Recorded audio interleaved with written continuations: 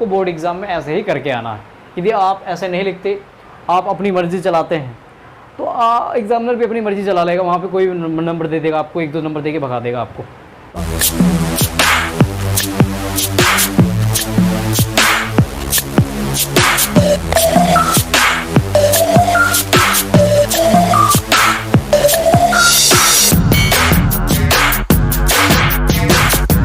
प्यारे बच्चों, कैसे हो आप सब? मुझे उम्मीद है आप सब जहाँ कहीं भी हो खुश हो, स्वस्थ हो, अपने क्षेत्र में अच्छा काम कर रहे हो। मेरा नाम हार्दिक सिंह और आप देख रहे हैं हार्दिक सिंह मैथमेटिक्स।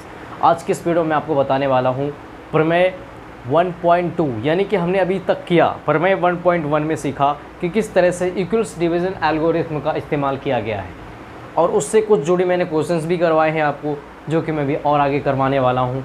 तो बस वीडियो के लास्ट तक बने रहिए ताकि आपके पॉइंट्स कोई भी ना छूट जाए एग्ज़ाम से पहले। तो प्लीज़ आप वीडियो को देखिए और आगे बढ़िए। मेरा उम्मीद ही नहीं, यकीन है आप इस वीडियो को कंप्लीट देखेंगे और आपको सारी जानकारी मिलने वाली है। तो चलिए स्टार्ट करते हैं वीडियो को बिना किसी देरी के। तो प्यारे बच्चों, अब मैं आपको लिखवाने वाला हूँ फंडामेंटल थ्योरम ऑफ अरिथमेटिक, जिसे हम हिंदी में जानेंगे क्या है। ये अंकगणित की आधारभूत प्रमेय है। इसका शॉर्ट में नाम दिया है मैंने FT है, फंडामेंटल थ्योरम ऑफ अरिथमेटिक, जो कि मैंने नहीं कराया था, लेकिन उसमें मैंने लिख के आपको डेफिनेशंस के लिए बता दिया था। अब वो चीज़ मैं यहाँ कराने वाला हूँ, तो आप इसे नोट कर लीजिए, बिल्कुल ही ज़रूरी है आपके लिए। तो चलिए ज़रा जानते हैं आखिर ये क्या है अंकगणित की आधारभूत प्रमेय। जी हाँ, इसे हम औपचारिक रूप से व्यक्त करेंगे। अंकगणित की आधारभूत जो प्रमेय है, प्रत्येक भाज्य संख्या को अभाज्य संख्याओं के एक गुणनफल के रूप में गुणनखंडित किया जा सकता है, तथा यह गुणनखंडन अभाज्य गुणनखंडों के आने वाले क्रम के बिना अद्वितीय होता है। ठीक है, इसको मैं समझाऊंगा एक एग्जाम्पल की मदद से। तब तक के लिए आप इसे इस प्रकार से कीजिए जैसा मैं भी लिखवा रहा हूँ, ये बहुत ज़रूरी है आपके लिए। तो है प्रत्येक भाज्य संख्या, प्रत्येक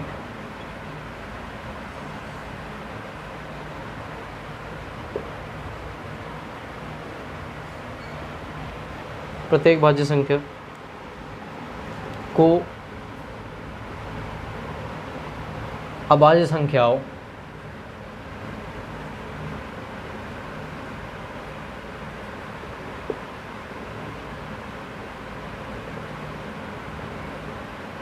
संख्याओं के एक गुणनफल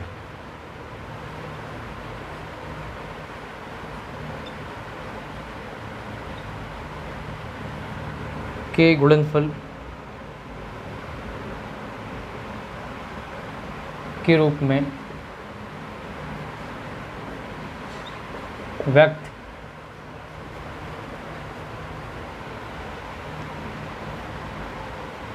यानी कि गुणनखंडित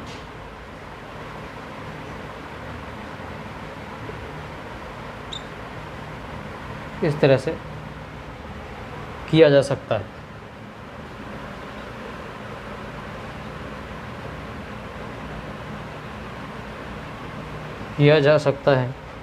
तथा यह गुणनखंड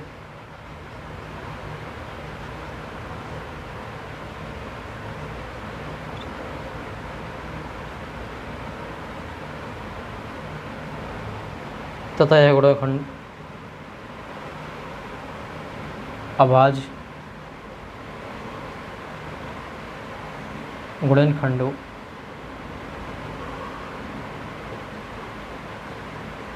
सबको पता है भाज्य और अभाज्य में कोई अंतर, सब जानते हो। नहीं जानते हो तो मुझे दसो कमेंट में। गुणनखंडों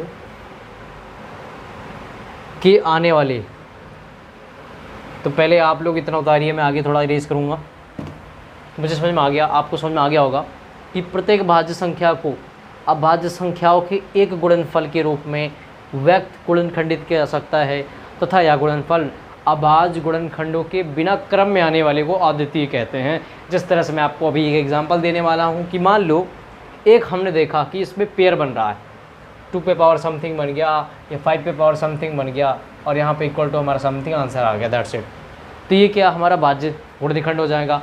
और यही अगर मैं बताऊँ बिना पेयर के, जो बिना किसी क्रम में होगा, जैसे मान लो 3 हो गया, 2 हो गया, 5 हो गया, 7 हो गया, ये हमारा अभाज्य गुणनखंड है। ये इसका यूनिक वे यानी कि अद्वितीय हल है। क्या है ये? अद्वितीय हल है। तो इस तरह से हमने सीखा कि FT है, यानी कि फंडामेंटल थ्योरम ऑफ अरिथमेटिक मैंने आपको बताया।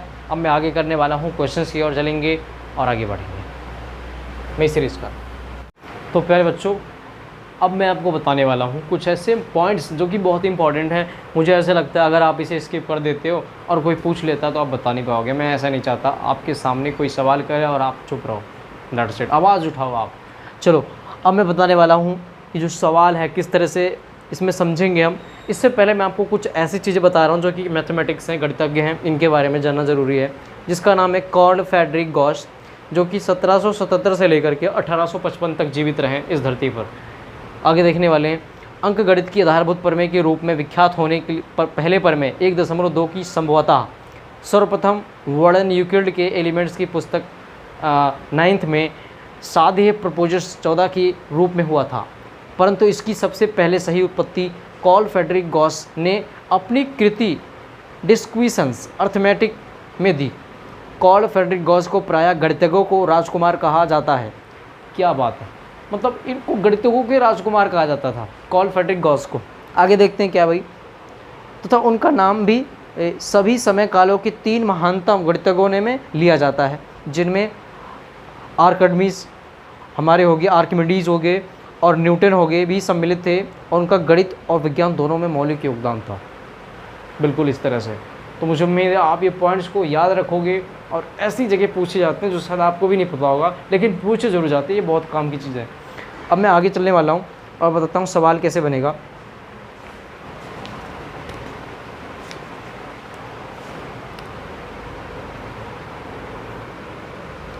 अब हम आगे क्वेश्चन देखने वाले हैं।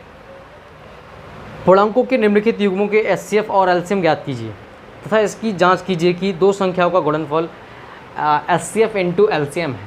तो ये पता करना है। तो सबसे पहले हम ये जानेंगे 26 और 91 का जो एलसीएम और एचसीएफ है वो क्या है। तो मैं अभी बता दूं, 26 का ले लो, फिर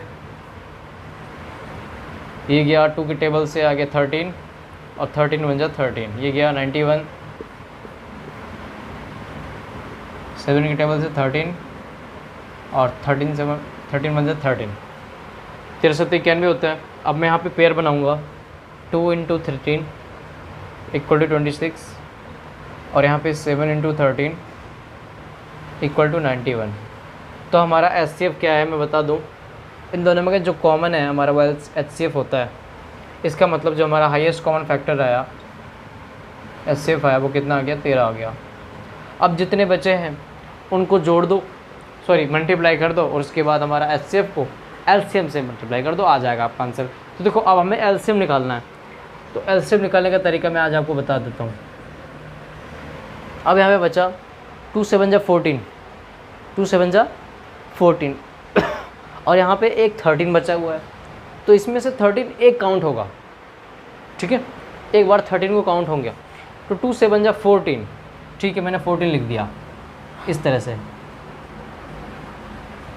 और यहाँ पे देखो अभी 13 तो बच ही गया हमारा, तो क्या करेंगे, इस 14 को 13 से मल्टीप्लाई कर देंगे, तो आपका आंसर आ जाएगा क्या, 182। This is your final answer LCF. Least common multiples आ गया हमारा 182। तो है आपको ये वीडियो काफ़ी अच्छी लगी होगी। तो मैं देखता हूँ आगे कैसे बनेगा सवाल को। कुछ भी डाउट हो बिल्कुल आप पूछो मेरे से। एक क्वेश्चन मैं और बता देता हूँ जो कि शायद आपको लग रहा होगा हाँ भारी है, कैसे बनेगा, तो मैं इस विषय में बात करूँगा। और एक क्वेश्चन और बता दूँ इससे पहले, एचसीएफ और एलसीएम ही याद करना है, उसमें कुछ ज़्यादा नहीं करना है काम। तो तीनों को पहले हम एक साथ रखेंगे।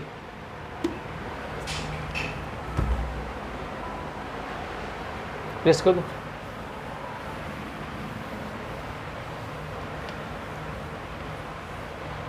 अभाज्य गुणनखंड,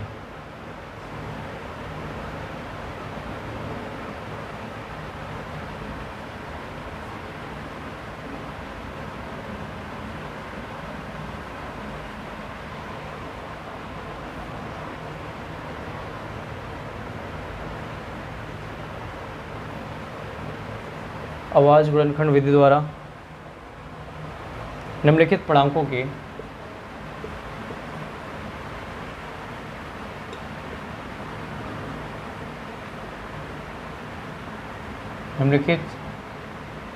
पूर्णांकों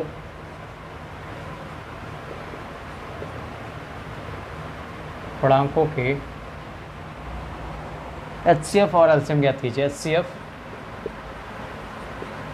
और LCM ज्ञात कीजिए, ज्ञात कीजिए।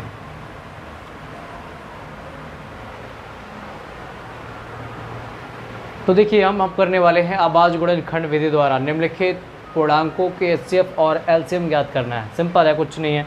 मुझे उम्मीद है आप सब वीडियो को कंप्लीट देख रहे हैं। एक्सरसाइज 1.2 का ये क्वेश्चन है। ये है क्वेश्चन 3rd का पहला क्वेश्चन है ये, जो कि बेहद ज़रूरी है आपके लिए, इसीलिए मैं करवा रहा हूँ ताकि आपके सामने अगर इस तरह के क्वेश्चंस आएँ तो आप आसानी से इनसे लड़ सको और आगे बढ़ सको। That's it.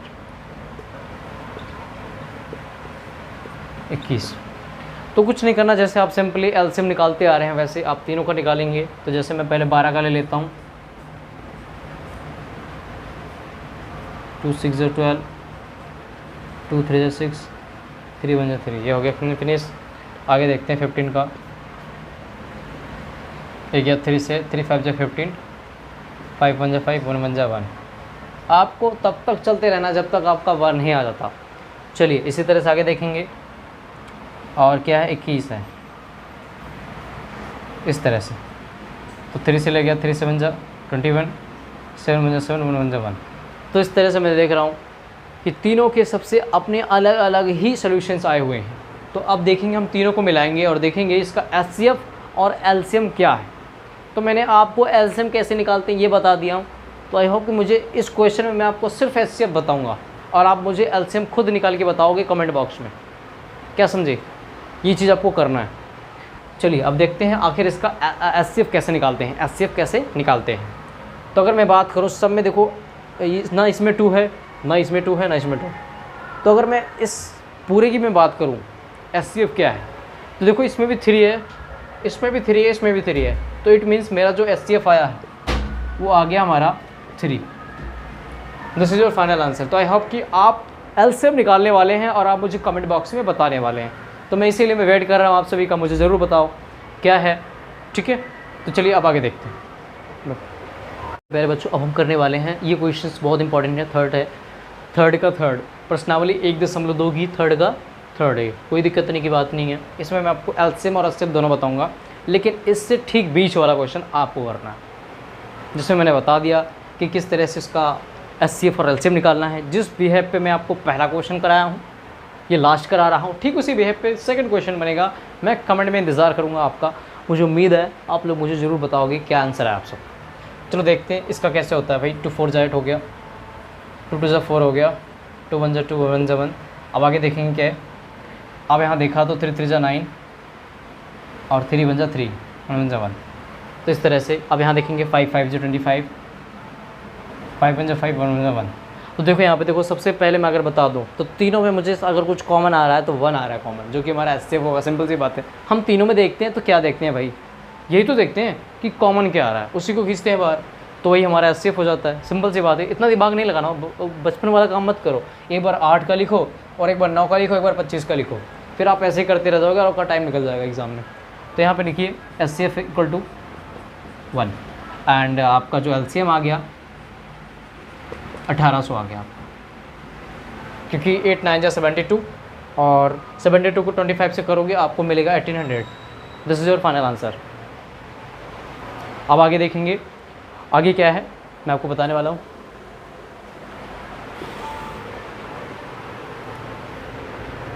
ये क्वेश्चन बहुत इंपॉर्टेंट है। बोला है एचसीएफ 306,657 बराबर 9 दिया है, एलसीएम 306,657 ज्ञात कीजिए। कहने का मतलब है हमें इसमें एचसीएफ दिया है, एलसीएम निकालना है। सिंपल सी बात है, किसके और किसके बीच का ये भी जानो। 306,657 का हमें ज्ञात करना है क्या, एलसीएम। हमें एचसीएफ दिया हुआ है 306,657 इक्वल टू 9। तो सबसे पहले इस क्वेश्चन का जो मोटिव है वो क्या है मैं बता दूं, इस तरह से होगा। और जो स्टूडेंट्स का कैलकुलेशन स्ट्रॉन्ग नहीं है तो भाई देखो, मेरे तरफ से रिक्वेस्ट है कि आप सभी अपना कैलकुलेशन स्ट्रॉन्ग करो। ठीक है। इन फ्यूचर में हो सकता है मैं लाइव क्लासेस लूँगा जिसमें आपको बताऊँगा सारी चीज़ें बेसिक से बेसिक, बट अभी आपको ध्यान देना है। अब हम करने वाले हैं प्रश्नावली 1.2 का है क्वेश्चन नंबर 4, जिसमें हमें गिवन है क्या, HCF बराबर, इन दोनों का जो HCF निकला वो 9 है। अब हमें इन दोनों का एलसीएम निकालना है जो कि नहीं पता, तो क्या करेंगे इस हालात में, इन दोनों की मल्टीप्लाई कर देंगे और इस HCF को डिवाइड कर देंगे तो हमारा एलसीएम निकल आएगा। सो कैसे लिखने वाला हूँ मैं, आप ध्यान दीजिए बहुत आसान तरीके से।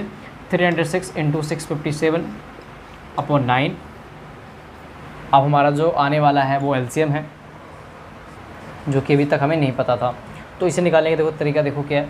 ये 3 से गया तो यहाँ पे आ गया 102। अब ये गया 3 से, यहाँ पे 3 बचा है तो ये चला जाएगा 219। तो आफ्टर सॉल्यूशन आपको मिलने वाला है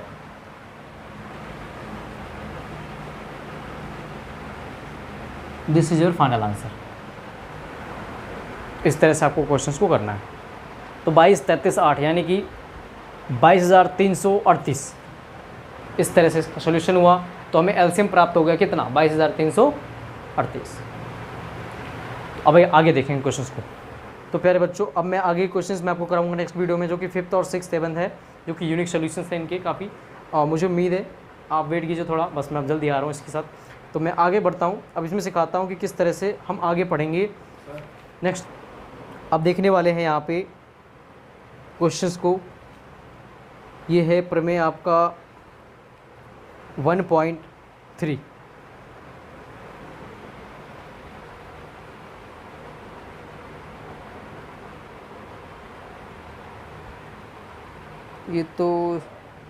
ये प्रमेय 1.3 नहीं, ये प्रश्नावली परीक्षा के दृष्टि से नहीं है, इसलिए इस प्रमेय को नहीं करना है। लेकिन फिर भी मैं आपको बता दूं, अगर आपको कोई पूछता है तो आप वहाँ बता सकते हैं। मान लीजिए p एक अभाज्य संख्या है, यदि p, a² को विभाजित करती है तो p, a को भी विभाजित करती है। उसके बाद है जहाँ एक धनात्मक पूर्णांक है, इस तरह से इसकी उत्पत्ति है। मान लीजिए a को अभाज्य गुणनखंड निम्नलिखित रूप में a = p1 p2 ... pn, जहाँ p1 p2 और pn अभाज्य संख्याएं हैं परंतु आवश्यक रूप से भिन्न भिन्न नहीं हैं। इस प्रकार से इसमें सॉल्यूशन है। तो अब आगे देखेंगे हम, जो कि थ्योरम्स करने जा रहे हैं, परिमेय संख्या के बारे में बात करेंगे।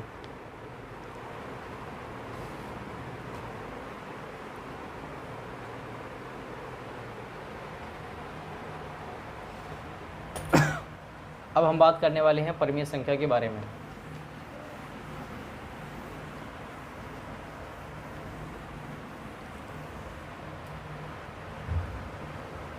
परिमेय संख्या क्या होती है, आपने क्लास 9 में पढ़ा होगा, लेकिन फिर भी मैं बता दूं। परिमेय संख्या वह संख्या होती है जहां पर p और q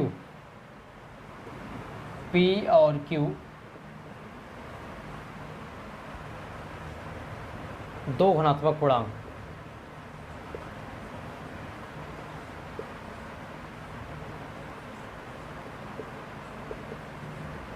दिए जाएंगे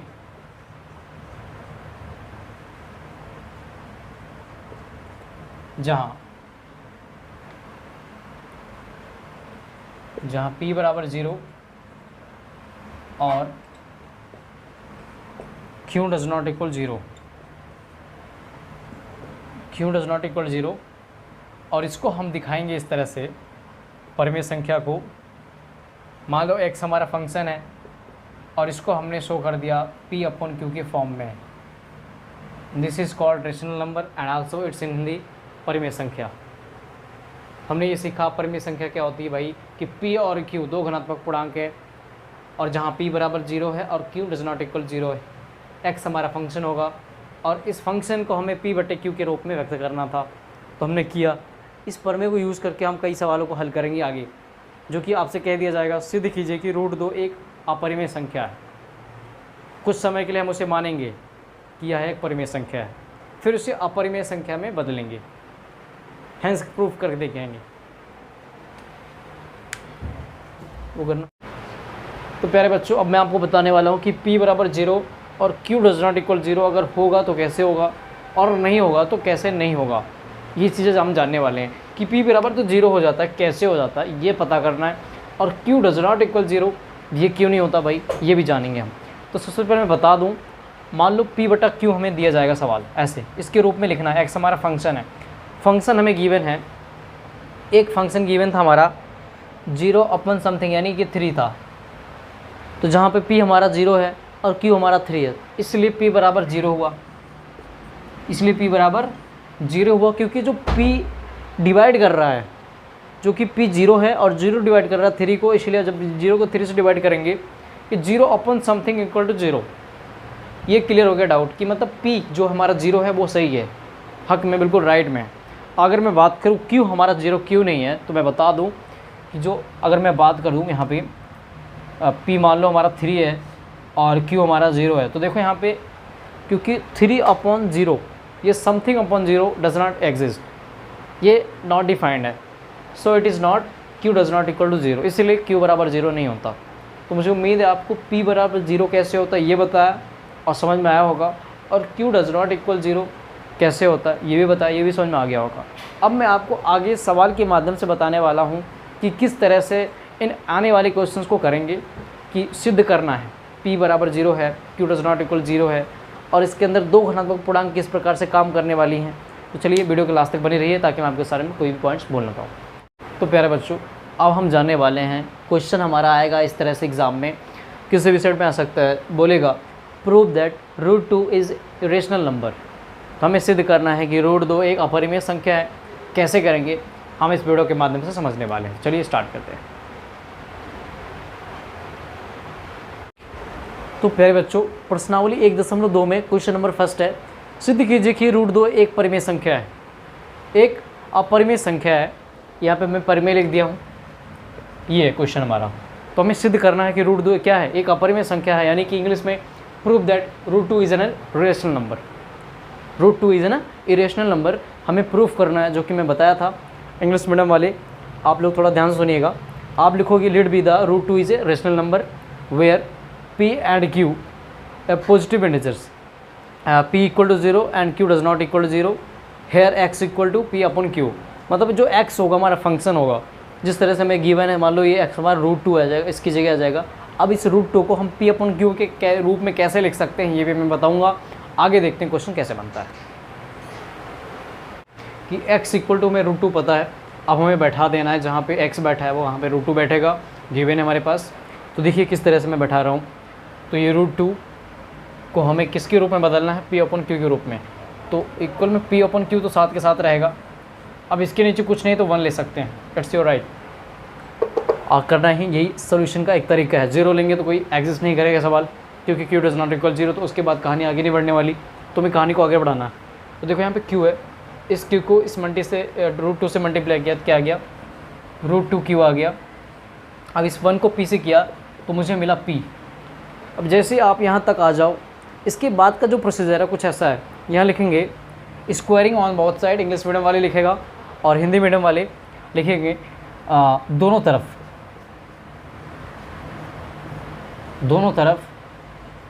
वर्ग करने पर। तो अब मैं आपको यहाँ बताने वाला हूँ किस तरह से मैं इसमें स्क्वायर करने वाला हूँ। तो यहाँ पे आ गया √2 square √2q square equal to, क्योंकि जब भी कोई चीज़ मोर देन 2 कंपोनेंट्स होते हैं, जब भी एक से अधिक फंक्शन आपको नज़र आए तो उसके ऊपर आपको ब्रैकेट लगाना ज़रूरी है, इसीलिए मैंने ब्रैकेट लगाया। अब यहाँ पे बचा क्या, p स्क्वायर, क्योंकि हम दोनों तरफ कर रहे हैं स्क्वायर, दोनों तरफ वर्क कर रहे हैं। तो देखो भाई, अब यहाँ पे इस पर किया तो मेरा 2 हटा, क्योंकि √2 को करेंगे तो क्या मिलेगा, 2 मिलेगा, और q को स्क्वायर किया तो q स्क्वायर आ गया। अब यहाँ पे p स्क्वायर पहले से, तो अब देखेंगे ये मल्टीप्लाई में इधर तो डिवाइड में, तो ये आ गया इस तरह से 2 equal to p square upon q square. तो हम ऐसा भी लिख सकते हैं कि जैसे मैंने आपको बताया कि अब देखो आगे क्या होने वाला है। अब मैं इसको नेक्स्ट इम्प्लीसिट करने वाला हूँ, दैट्स इट। 2 अपनी जगह रहेगा, बराबर में जो p अपॉन q, ये दोनों पे स्क्वायर है, तो मैं ऐसे लिख सकता हूँ। कैसे लिख सकता हूँ, ऐसे p अपॉन q पे होल स्क्वायर, इस तरह से। तो मुझे मिला 2 equal to p upon q पे होल स्क्वायर। तो बात करने का मतलब ये हुआ कि हैंस प्रूव्ड, आपको जो प्रूव होने वाला है क्या, ये दोबारा वही आ जाएगा हमारा कुल मिला के साथ। तो अब यहाँ लिखेंगे यह सिद्ध हुआ कि यह सिद्ध हुआ √2 एक अपरिमेय संख्या है, अपरिमेय संख्या है। इस तरह से आपको बोर्ड एग्ज़ाम में ऐसे ही करके आना है। यदि आप ऐसे नहीं लिखते, आप अपनी मर्ज़ी चलाते हैं, तो एग्जामिनर भी अपनी मर्ज़ी चला लेगा, वहाँ पे कोई नंबर दे देगा आपको, 1-2 नंबर दे के भगा देगा आपको। तो अगर आप ऐसा चाहते हो तो प्लीज़ अपनी मर्ज़ी चलाना, नहीं तो आप जैसे मैंने बता रहा हूँ वैसे कर लेना, बहुत अच्छे नंबर आएंगे आपके। तो चलो अब मैं आगे देखता हूँ क्वेश्चंस कैसे बनेंगे।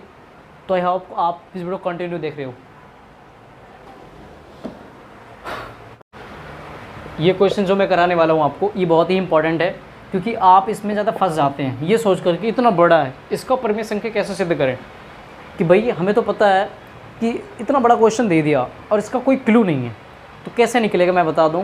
5 - √3 हो या 3 + 2 √5 हो, इस अध्याय में ऐसे 2-4 क्वेश्चन हैं जो शायद आपको परेशान कर सकते हैं सॉल्यूशन के समय। तो मैं बता दूं कुछ भी नहीं परेशान करने वाले, क्योंकि मैं आपको उस परेशानी से निकालने वाला हूँ। सीधा और साफ चीज़ में बताऊँगा किसे लेट करना है, परिमेय संख्या, और उस परिमेय संख्या को लेट करने के बाद x मानोगे और उस x को फंक्शन की जगह रखोगे, P/Q का फॉर्मूला लगाओगे, और जहाँ पे मैंने बता रखा है आइडेंटिटी यूज़ होगी परिमेय 1.2 का, सॉरी परिमेय 1.3 का, जिसमें मैंने बताया P/Q के रूप में लिखते हैं परिमेय संख्या। अब आगे देखेंगे। तो अब हम आगे देखने वाले हैं। क्वेश्चन हमारा है prove that 3 + 2 √5 is an rational number. हमें इसे प्रूव करना है कि 3 + 2 √5 एक अपरिमेय संख्या है। कैसे करेंगे? जैसे मैंने आपको अभी इससे थोड़ी देर पहले मैंने बताया आपको कि क्वेश्चन होगा आपका इस तरह से, इस प्रकार से कि आप किसे लेट करोगे, √5 है किसे या पूरे को लेट करोगे। तो इसमें डाउट था आपका, तो मैंने आपको बताया कि भाई सबसे पहले क्या करना है हमें सोल्यूशन से, let be the √5 is rational number, कि मतलब कि √5 एक परिमेय संख्या है। उसके तत्पश्चात आपके पास मैंने कंडीशन लिखा रखी है, जो कि इस तरह से लिखना है, इंग्लिश मीडियम वाले ऐसे लिखेंगे, where P and Q are positive integers, P = 0 and Q does not = 0। Hindi medium में सबको पता है, जहाँ P और Q और घनात्मक पूर्णांक है, P = 0, Q does not = 0। मैंने इसका कंडीशन में बताया कि अगर P = 0 होता है तो कैसे होता है, और Q does not = 0 होता है तो कैसे नहीं होता, ये चीज़ मैंने आपको बताया। तो अब मैं यहाँ पे बैठाने वाला हूँ सवाल को बिना किसी देरी के, बस आप देखते रहिए। है 3 + 2 √5 = P/Q।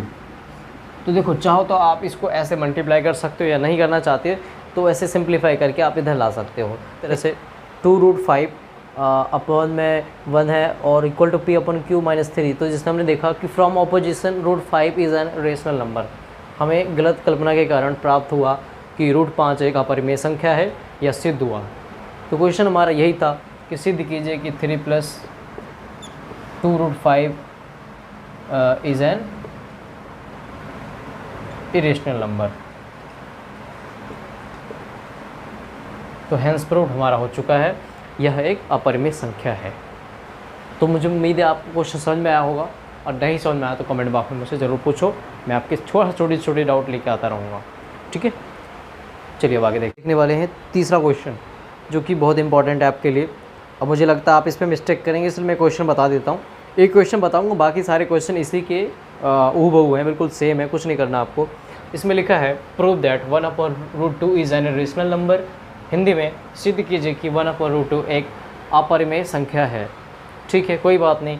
तो हमें पता है, सबसे पहले कंडीशन लिखेंगे। कंडीशन मैंने आपको सबसे पहले बताया, कंडीशन फर्स्ट ये होगी कि सबसे पहले मानेंगे सॉल्यूशन करते समय। हमारा क्वेश्चन थर्ड है, मैंने बस ऊपर लिखा था, यहाँ लिख दिया। क्वेश्चन थर्ड 1.3 का, एक्सरसाइज 1.3 का। कंडीशन फर्स्ट ये होगा कि जब हम इसका सॉल्यूशन निकालेंगे आंसर थर्ड का, तो यहाँ लिखेंगे let be the √2 is rational number, a rational number. इस तरह से, तो जैसे आप लेट करोगे कि √2 एक परिमेय संख्या है, ठीक उसके पश्चात मैंने आपको एक कंडीशन और लिखाई है, सेकंड है where P and Q are 2 positive integers, दो घनात्मक पूर्णांक है। Where P equal to 0 and Q does not equal to 0। So now हमारा जो कंडीशन थर्ड होगा वो इस प्रकार होगा। और हिंदी में कैसे लिखोगे आप, यहाँ लिखोगे जहाँ P और Q दो धनात्मक पूर्णांक है, P बराबर 0 और Q डज नॉट इक्वल 0। मैंने इसे पहले क्वेश्चन में कराया, आप वहाँ से देख सकते हो कंडीशन सेकंड। अब मैं डायरेक्ट आज का सोल्यूशन निकालने वाला हूँ, तो मुझे उम्मीद है आप सभी स्मार्ट हो, जल्दी कर लोगे। चलिए अब आगे देखते हैं। अब देखते हो करना क्या है। सबसे पहले मैं बता दूँ 1/√2, 1/√2 इक्वल में होता है P/Q, क्योंकि परिमेय संख्या के रूप में हमें लिखना होता है सारा चीज़। चलो अब इसे सॉल्व करते हैं। Q को 1 से किया तो मुझे मिला Q। अब मैं इस √2 को P से करूँगा तो मुझे मिल जाएगा √2P। तो अब आपको आगे क्या करना है, यहाँ पे कुछ नहीं करना, यहाँ पे लिखना है आपको स्क्वायरिंग ऑन बोथ साइड। तो जिस तरह से मैंने पिछला क्वेश्चन तैयार किया और आपको बताया कि सवाल का हल इस तरह से होगा, ठीक उसी प्रकार इसका भी होने वाला है। तो जब मैं स्क्वायरिंग ऑन बोथ साइड करूँगा, यानी हिंदी में दोनों तरफ वर्ग करने पर, इस चीज़ को मैं लिख भी देता हूँ।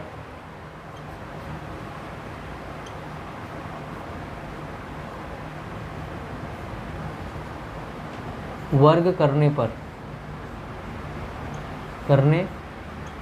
अब जैसे मैं लिखूंगा दोनों तरफ वर्क करने पर, यानी स्क्वायरिंग ऑन बोथ साइड, तो देखो यहाँ पे ये जो Q है, Q का स्क्वायर होगा ही, साथ के साथ इसका भी हो जाएगा, √2P पे स्क्वायर हो जाएगा ऐसे ही। तो हमें पता है अब इन दोनों को सेपरेट करना है, तो सीधी सी बात है, अब ये जो √2 पे स्क्वायर जाएगा तो Q स्क्वायर तो अपनी जगह रहेगा। मैं थोड़ी सी जगह लेके बताता हूँ आपको समझने के लिए। तो Q स्क्वायर अपनी जगह रहा, इक्वल में अब 2 पे स्क्वायर चढ़ा तो यहाँ 2 आ गया, और P पे तो स्क्वायर ऑब्वियसली रहेगा।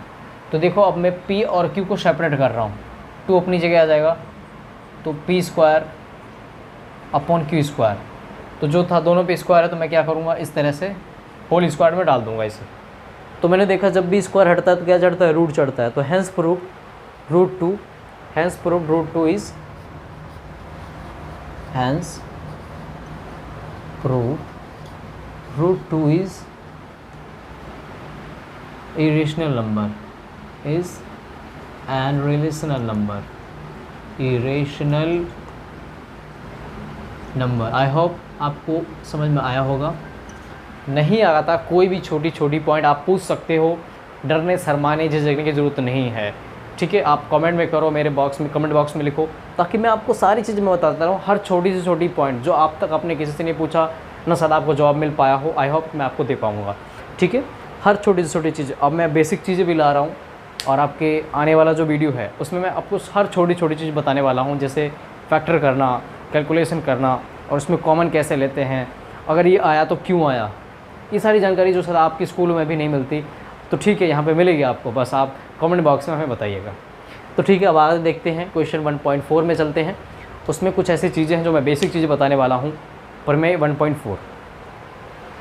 मेरे बच्चों अब हम देखने वाले हैं एक्सरसाइज 1.4 का।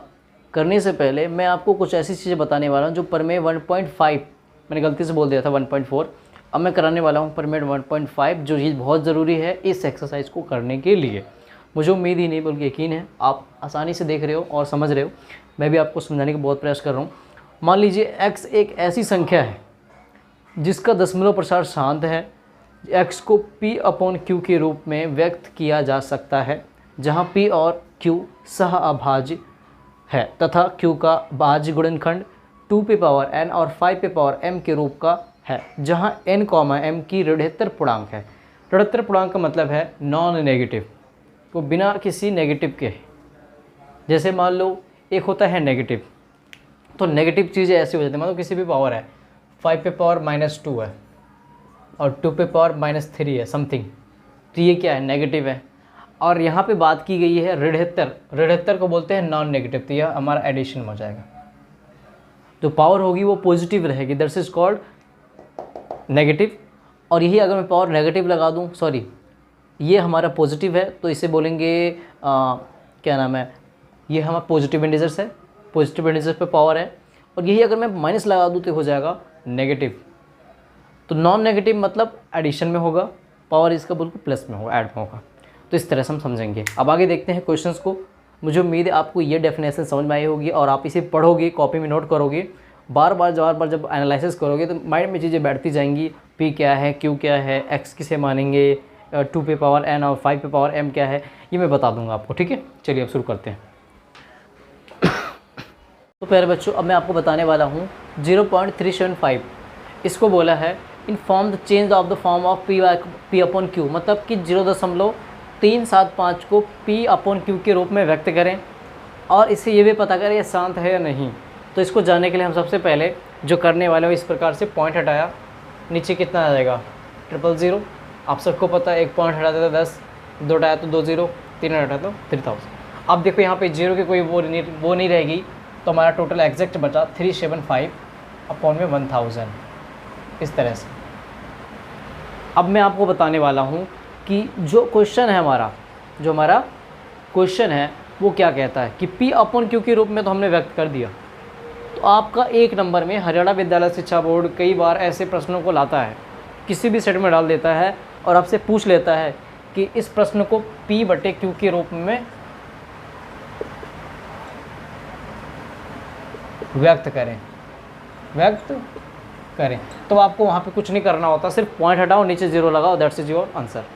तो अब यहाँ पे हमें ये भी देखना है कि ये शांत है या नहीं। तो अब यहाँ पे हम 2 चीज़ सीख रहे हैं। पहला तो हम ये भी सीख जाएंगे आज शांत और अशांत क्या होता है, और पी अपॉन क्यू के रूप में कैसे चेंज करते हैं किसी सवाल को। शांत में देखेंगे पेयर बनाएंगे, आखिर इसका अगर कोई पेयर बनेगा तो क्या बच सकता है। तो देखो यहाँ पे अगर मैं इसको ऐसे लिखूँ 375 अपॉन 2 पे पावर 3 इंटू 5 पे पावर 3, तो देखो यहाँ पे मुझे मिलने वाला है 2 इंटू 5 हो जाएगा 10, ऐसे, तो 10 पे पावर 3। अब इसको सॉल्व करोगे तो आपको मिल जाएगा क्या 1000। तो मैंने देखा कि मैंने सीखा है कि शांत कब होगा।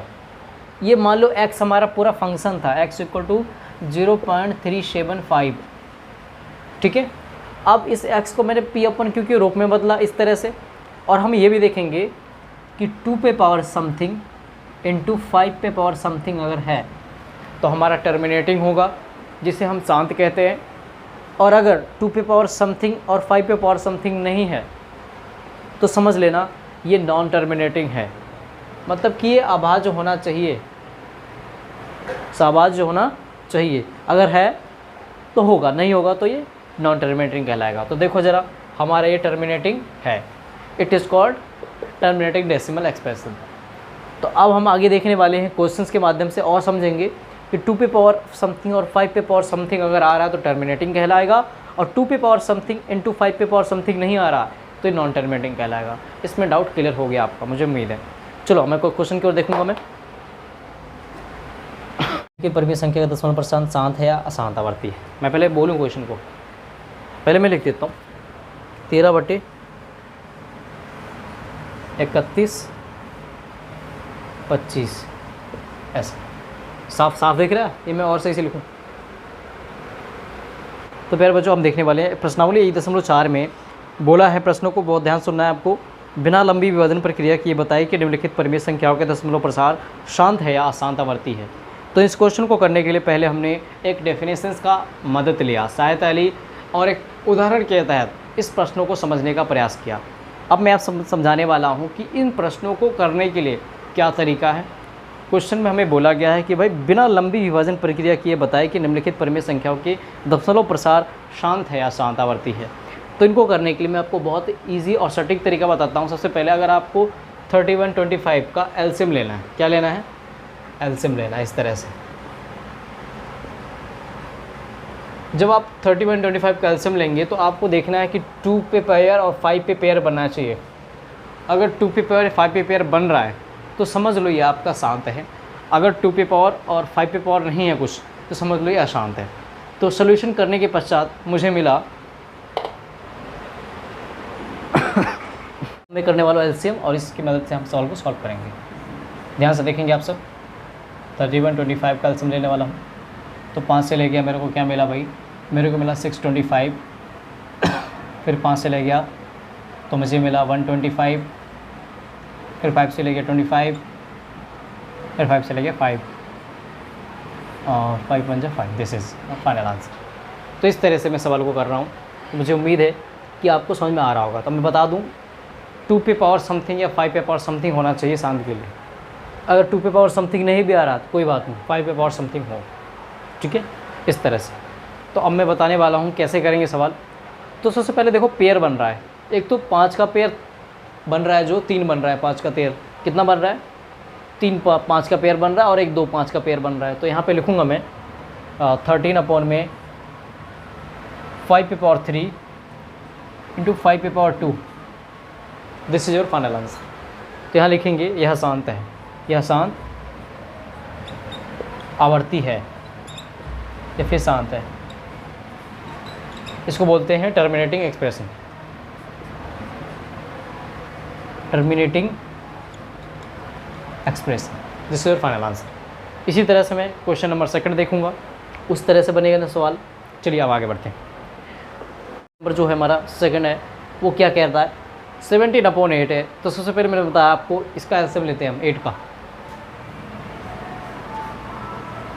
2 से ले गया 4, इस तरह से। तो देखा मैंने 2 का जो पेयर वो 3 बन रहा है, कितना बन रहा है, 3 पेयर बन रहा है 2 का। तो इस तरह से बनेगा सवाल 17 अपॉन में, एक मैं ऐसे करता हूँ, 1 पे पावर में लेता हूँ 2 पे पावर 2 और इंटू 2 कर देता हूँ, यहाँ पे कुछ नहीं तो बना, ऐसे लग सकते हैं, this is your final answer. तो आप ऐसा भी कर सकते हो, ठीक है। तो ये क्या हो गया, आपका शांत हो गया, क्योंकि मैंने बोला 2 या 5 में से कोई एक हो, एग्जिस्ट कर रहा हो, देन आपका शांत होगा। अन्यथा अगर 2, हम इसका एलसीएम लेने वाले हैं, हम ये पता करेंगे इसका कौन सा पेयर बन रहा है। अगर 2 पे पावर समथिंग बनेगा और 5 पे पावर समथिंग बनेगा, इन दोनों में से कोई एक होना चाहिए, स्क्वायर में हो या क्यूबिक में हो, लेकिन एक होना ही चाहिए।